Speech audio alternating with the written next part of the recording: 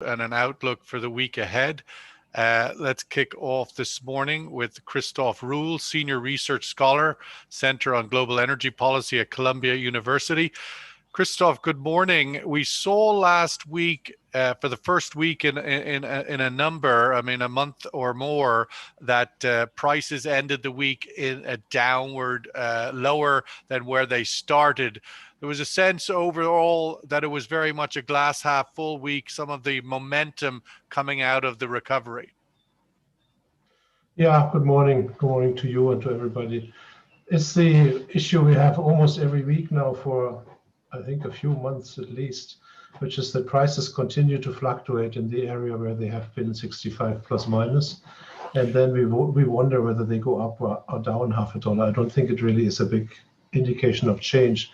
What drove last week was news about the Iran deal, I think, more than anything at the end. And that is a serious issue because it seems to be, as we discussed earlier, that the Biden administration is very much on the front foot of identifying a few items internationally and nationally, which they want to see resolved within the first 100 days.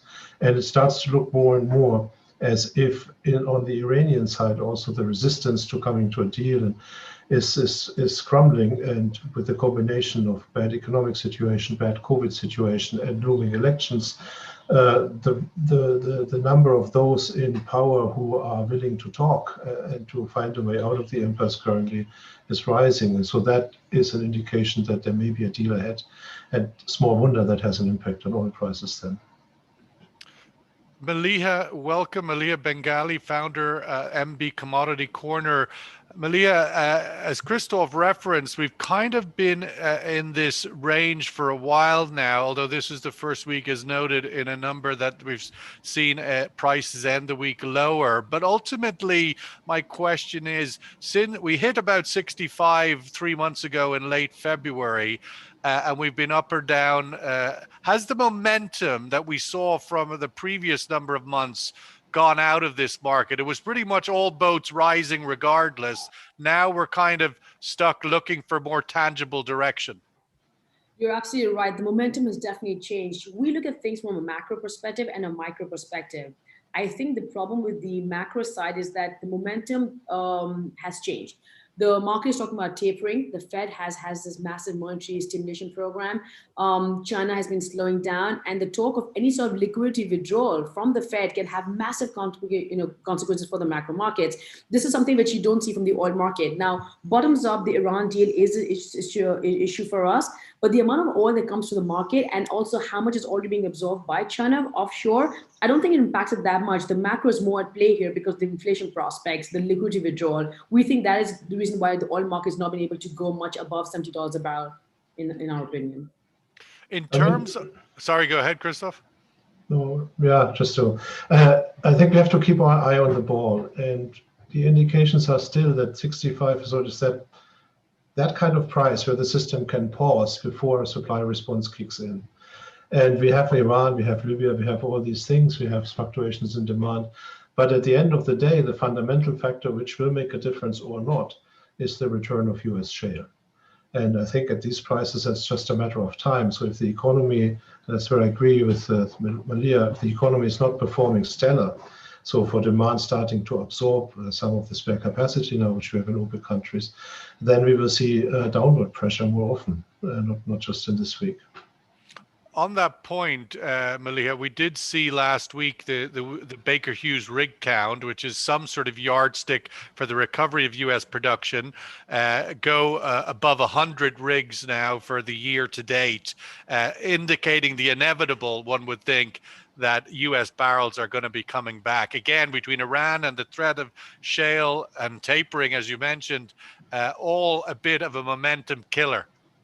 You're right. So on the demand side, we're seeing a massive increase in gasoline consumption as the economies are reopening. There's more traveling vehicles being driven.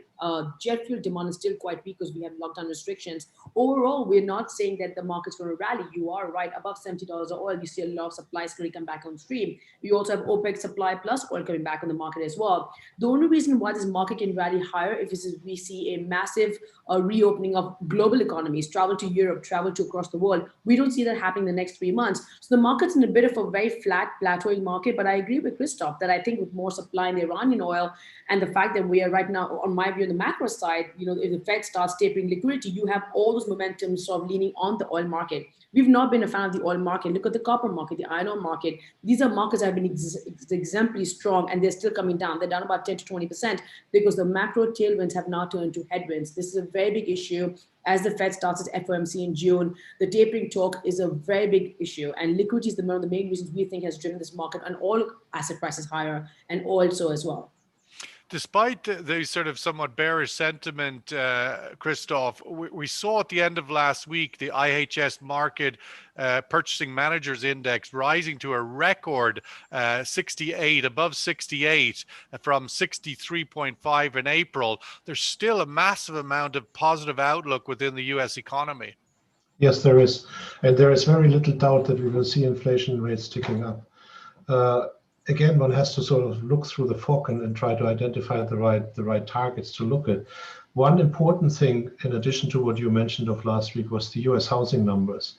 And house prices are just going through the roof. And it's up to a point now where actual transactions are falling, but they're not falling for lack of demand or lack of interest. They're falling because there isn't enough supply on the market. Last week, we discussed the consequences that I'm sitting here in the Black Forest and can't buy any lumber because it all goes to the US. Now we saw the consequences in terms of price increases, 20% year on year for the median hours. So that's a lot of a price increase, and no end in sight. We have, in addition, some bottlenecks, as we discussed last week, some of them which will go away because they're just caused by the pandemic when factories closed or shipping lanes got interrupted. Some of them more durably. The end of that song is that we will have some moderate rates of inflation, and that the Fed has actually started talking about tapering, about having things to do. They may be forced to intervene faster than most people thought.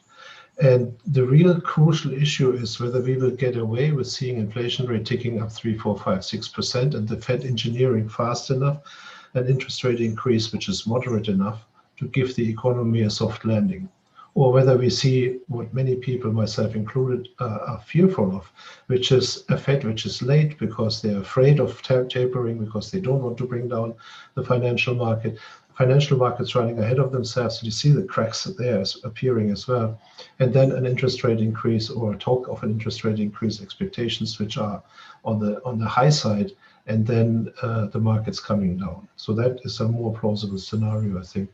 And the inflation indicators which I observe so far point into this coming closer, not further away, and the soft landing becoming harder to engineer. Now, just last point, you even have Janet Yellen, who's not doing this by purpose, softly in talking about and hinting at the need for monetary policy to sort of soften, while the entire Biden team is still discussing its infrastructure stimulus of I don't know how many trillion. On that point, Malia, we saw the Biden administration back off the 2+ trillion down to below 2 trillion now on the infrastructure bill. Clearly, there does appear to be momentum seeping away from the appetite for stimulus within the politics of the American government.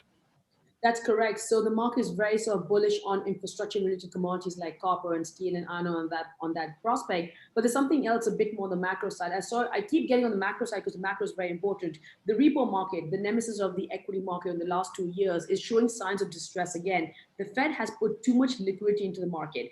As you've seen in the last 3 or 4 days, the repo market has not been able to absorb all this liquidity because banks can't take that extra assets onto the balance sheet. They have no space. Because of that, I think there's pressure on the White House and the government to sort of pull back on how much they can actually do the infrastructure bill. So we think the Fed is forced to be in taper right now because they cannot afford a sort of hiccup in the repo market. It's quite complicated, but long story short, they're forced to do this faster because we think this inflation is not transitory. They are claiming it is transitory, but we'll see a very bad print for May as well. And they're hoping that by the end of the summer, prices will come back down, but they don't know. The real question is that they actually do not know. So they need to take some action right now before we get into a massive hyperstagflation environment, because these supply bottlenecks, they're not going away anytime soon. Chip shortages, container freight shipping, this is not going away. So the Fed is actually forced to take some money out of the system. And that's one of the reasons why commodity prices and equity markets will be seeing a bit of headwinds here. Christoph, we would have thought that after last week, there was some fairly positive news for the outlook for aviation fuel demand. The European Union essentially agreed a package that's going to open up all of Europe for internal travel, going to welcome outside of European countries. It does look like the travel season that we were debating whether would happen or not does seem to be imminent. I'm not sure if it feels that way in Germany as you've just shut out the Brits, but what's your sense about this decision by Europe vis-a-vis this recovery over the summer? On a personal level, I mean, just when we were about to go to London, we learned that we can't come back. So, not very good. I think it's messy. There is some progress on part of the European Union. They also made a deal, 27 of their ambassadors meeting following a recommendation of the European Commission to establish a joint policy for entry into the European Union by defining a list of countries and by letting in those which have been vaccinated. But there's always a big but with the European Union. A, it's not binding. B, there is no time horizon attached to it. C, it doesn't affect all members. D, it leaves out places like the UK. So from the beginning of the pandemic, we have seen the institutions of the European Union breaking down, which are supposed to deal with something like a pandemic, and countries going back to the national level. Now they're making some face-saving efforts to fix that, but it's not really convincing. It is still the Germanys, the Frances, the Portugals who call the shots of what happens to their borders, and that doesn't bode well for travel. On air travel, you have seen, we have one item in your list of articles from Amex, a travel organization who wants to talk up travel, Yes, who is really making an effort to say that business travelers want to go back to travel. But if you look at the numbers, it's again 2 years out. It's again not 100%. It's not a very scientific opinion poll. It's more a bit of a pitch for more flights. What we have seen, again, the European Union, great job, talking about opening the internal market, but which is pretty much more open than what you have in the US, one has to say. But at the same time, talking about limiting flights below 2 hours within Europe, just outlawing short-haul flights so, for climate reasons. And so as long as that talk back and forth continues and no decisions are made, we are all on hold. What we have in the meantime to cling on are numbers from the US and from other parts of the world, and they do show a steady increase in US air traffic, but still far from 100%. And they show a much more mixed picture in the rest of the world, just in line with economic recovery. So I think if we look at the economic recovery rates in different countries, we have a good proxy for what happens to air traffic and therefore to the demand for the light end of the barrel. Malia, sitting in the UK, you're kind of at the juxtaposition of whether we're in a vaccine kind of recovery bullish story, or we're in a sort of new COVID variant challenge to the vaccine, and that's playing out in the UK as we speak, with the Indian variant having arrived there and starting to cause potentially some hurdles for the reopening of the UK economy. You're absolutely right. I just took a flight from Dubai to the UK on my way to Europe. And even though I've been vaccinated twice, I've got 2 of my shots, it's still a nightmare for me to be allowed into my own country. So traveling is really quite hard. Even with the vaccinations, the governments do not really know. Resolve tells you that over the next 2 or 3 months, they're still trying to figure out a plan to accommodate travel within the EU and also outside the EU. So right now, the main concern is the UK, is the Indian variant. They do not know how it's going to affect given the vaccinations. They're trying to limit travel as much as possible, even though most of the UK population has been vaccinated from the first dose, if not the second dose. It is a concern. I think summer is still going to be a bit tough for them to see how this impacts the cases and hospitalizations before they let people travel. And that goes back to the thesis of jet fuel demand and travel internationally. That's still quite muted compared to last 2 or 3 COVID. I mean, it feels a little bit like and I kind of swing both ways myself on it. The vaccine rollout that we're seeing globally and regionally, the UK, you would say, is very bullish success, but overall, is the vaccine rollout, Europe, when you take Asia, very low, South America, is it a bullish picture or a bearish picture, do you think? I think net, it is actually bullish in some parts, but it's quite bearish in a lot of, it's bearish globally, but bullish in some small regions. So I'm not a massive bull. I do not think jet fuel demand, whether it's business or personal energy travel is going to take off till probably the fall of this year. So the fall of this year could be interesting to see how the world resumes. The summer is still a bit uncertain, in our opinion. I mean, Sorry, Christoph, go ahead.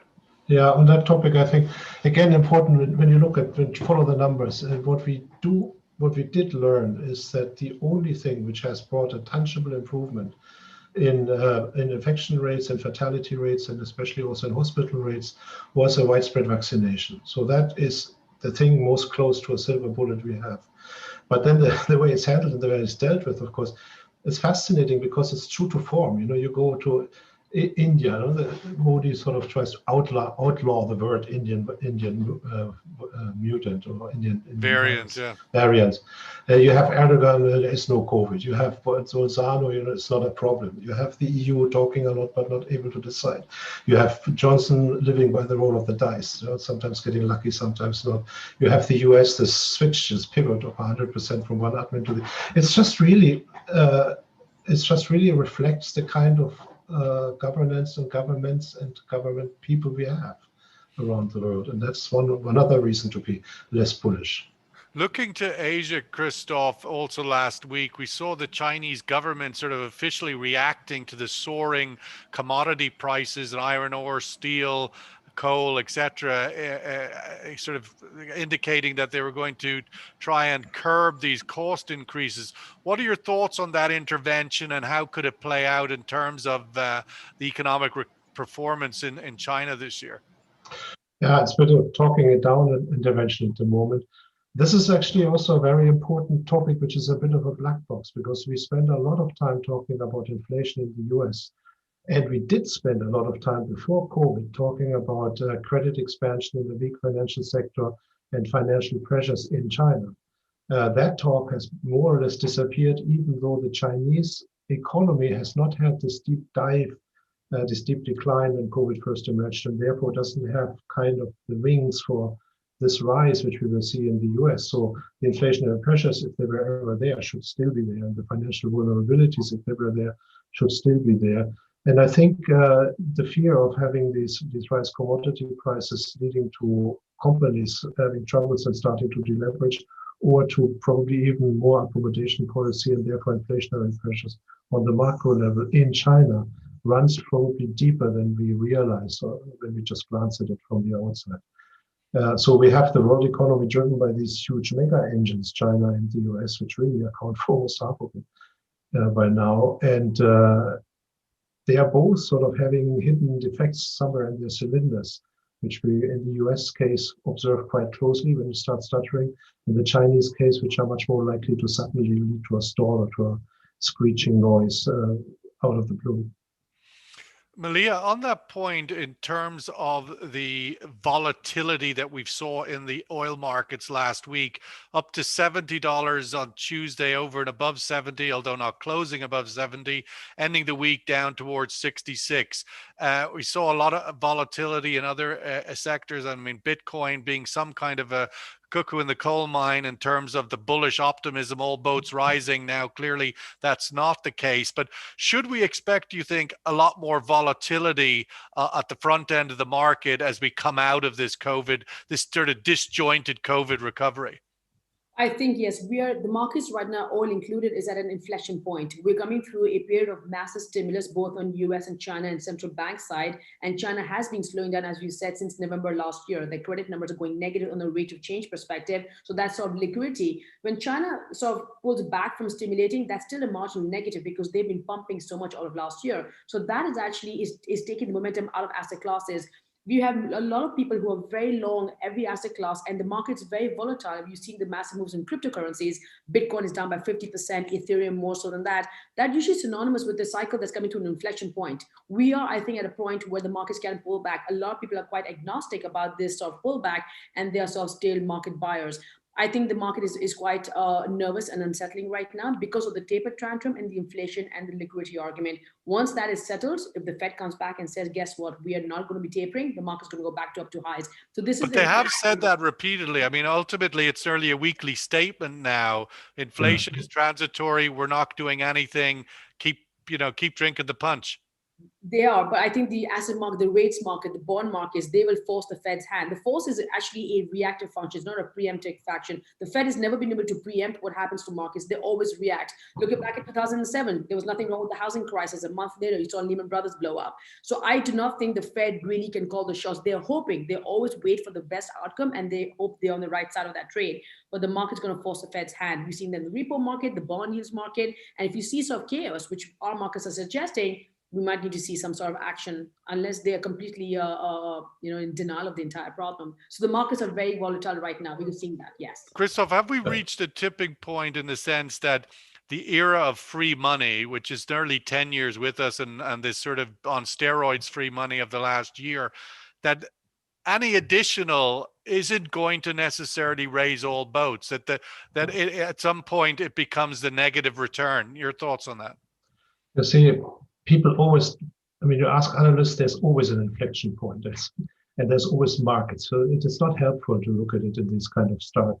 What we see, first of all, I think, is one has to make a distinction between equity markets, most asset classes, and the oil market, because the oil market is different, full stop. You have the whole OPEC story, OPEC plus story discussed it ad nauseum. This didn't take place in any other market, this kind of political massive intervention. So it will continue to some extent be driven on its own terms.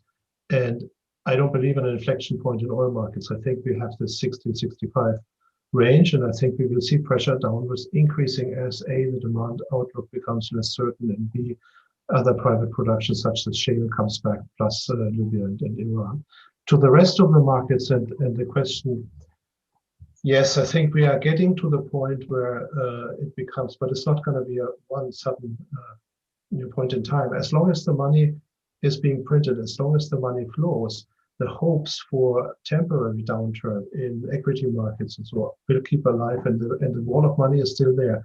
And so we will see an increase in volatility with dips, and then people buying in the dips. That's still alive and well. And I think that will continue until there's firmer data available on A, inflation, and B, on the Federal Reserve interest rate reduction.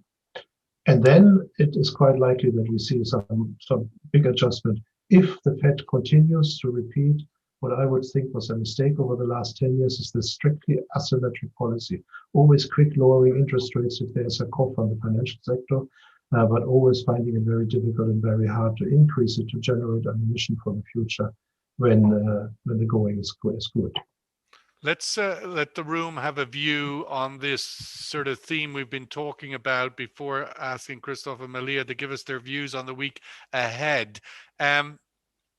Really, it's this question of the vaccination rollout. South America, as of last week, these are the data points. 15% of people have received at least one COVID vaccine in South America, compared with 28% in Europe and 34% in the US. Asia and Africa are lower at 5% and 1% respectively. My question today is, are these numbers bullish or bearish for the outlook of oil prices? Are these numbers that we're seeing now 5 months into the year on the vaccine rollout for 2021, are they bullish or bearish for oil prices? Are they going to swallow up the 6 million barrels a day demand recovery that has been forecast for 2021? So that's the question. Are these vaccine numbers bullish or bearish for oil prices in 2021? Meeting or not meeting expectations? Malia, the week ahead, your thoughts, what you think this market after a week in which, as we started our conversation, first week in many in which we ended lower on the oil price than when we started. We got above 70 on Tuesday, but obviously fell back fast. The direction of market over the coming week, would you call it higher? We call it slightly flat downward, bearish. We are looking at the inventory data to see how the gasoline and jet fuel and product inventories are developing. They are pre-COVID levels. In some cases, that's positive, but the demand side is still worrying for us. And we think the jet fuel and travel demand will probably offset the pickup in gasoline demand. And on the macro side, we are sort of leaning on the bearish side in terms of bond yields and taper tantrum. Christoph, your thoughts week ahead, what might be guiding the market? Clearly, Europe reopening is a fairly positive story. Yeah, I think on the pandemic front, it's going to be Europe and continued progress in India. is particularly this question of the European Union sort of reasserting its authority over the external borders. On the economic front, it's going to be, all eyes will be on the decline of the likes of Bitcoin, and the question, will it affect the tech sector more broadly, the Teslas of this world, and then spread into the rest of the equity market? So will they show signs of nervousness? And people will continue to look at the rates in the US, at how the market translates what it expects into the price of government bonds. And then on the oil front, I think we all will continue to watch very closely whether there's a surprise coming in the negotiations with Iran, and the gradual uptick in the US production. On that point, Maliha, we are expecting next week that obviously they're coming back for further talks. That is already confirmed, but also the indication that there could be, finally an agreement on the table. I mean, next week is the 1st of June. I mean, next Sunday is the 30th, 31st, 30th of May. But ultimately, we're getting the windows closing ahead of the Iranian election. With a deal announced, sentiment shifts in the oil market, do you think, to bearish, in the sense that the unknown about how much new supply could come, even though you're indicating that it mightn't be much? I think the sentiment is already been priced in. We think there'll be a lot more gradual recovery to Iranian oil. So it will not be 1.5 million all of a sudden to the market. Even though deal is reached, we'll see a lot more gradual replacement. So the market's more or less priced that bearish sentiment in, but we think that sort of leans over in a negative way, but will not be as negative. We won't see a price drop of $5 or anything of that sort. I think it's more or less been priced in slowly, gradually as we go into the summer. Let's get the survey result and give Christoph the last word today. Bearish, these numbers are bullish or bearish for oil price outlook, and 57% of the room are saying bearish. Another data point that came out last week, Christoph, I know it's not necessarily indicative of much, but ultimately important to the Saudis, that they kept their top position as biggest oil supplier to China. That China demand point is still the big anchor looking forward for OPEC and for Saudi Arabia. Yeah, of course, biggest importer and biggest. But what's behind that, also something which we should watch and probably talk more about next week, is the numbers of OPEC Plus and the kind of discipline which we have. So we have overall still the picture of an organization which overperforms on its quota promises, but that is entirely due to the extra cuts the Saudis have implemented. And if one then goes down the line and looks at OPEC and the performance separately of OPEC countries and of the plus countries, it's better than by historic standards. It's still the 90x percentile range, but it is not 100%. And in particular, it shows that Russia has continued to violate the rules much more than we have these opposite extremes. Russia being a big violator, Saudi Arabia sort of overcutting Bullish. And I think as we see these press reports about who gets the upper hand in market shares in places like China, we should also occasionally turn around and ask ourselves how stable the alliance still is, with Russia moving one way and Saudi Arabia the other. Give Saudi Arabia more immediate clout into dictating policies, but more suspicion in the long term, which is sort of also a dangerous mix. We have that sort of India demand decline, which is obviously an unquantifiable, but becoming more quantifiable, but a significant 30% or close to. The China dipping more into inventories and sort of dropping down on the sort of record numbers of imports. That is sort of part of the softening story. Asia demand, which saved the oil market last year, is not necessarily going to save it this year, at least push it above 70, keep it in the 60s, but it isn't going to be the big support it was last year. That's right. So we will see continued pressure on OPEC Plus, and we will see how they will cope with that. So they have a dual task. They are facing probably less stellar recovery than hoped for, and then they still have to manage the releases in such a way that the prices remain stable while the market returns to normal over a much longer time period than they have initially envisaged. The 2 years the original deal was struck for will soon be gone, and then the whole book is open again for renegotiations. Maliha, on that point, before we close out, we do have the OPEC meeting on June 1st, a week from Monday. expect any further change from them, or you just roll over and see what happens? I think we expect a rollover, no change. They've sort of been very clear about their strategy May, June, and July until the prices actually really dip, or we see more sort of information on the US side or Indian demand side. I don't think they will make a change right now. Okay, well, let's leave it there for this week. Thank you so much, Christoph and Maliha, for the analysis on the week in review, a week in which oil prices touched above 70 and dropped towards 66, and there's sort of no reason to expect why they won't be dancing in the same range in the coming week that they've done over the last many weeks. What might move them up a few bucks any given day or down a few bucks any given day, who knows? But I suppose the biggest possible story next week, for direction at least, might be a breakthrough on Iran, or the opposite for that matter, no breakthrough on Iran, and that of course could be somewhat bullish for the markets, perhaps. Well, we'll leave it there. Thank you so much. All the best. We'll catch up with you in the coming days. Take care. Thank you, Sean.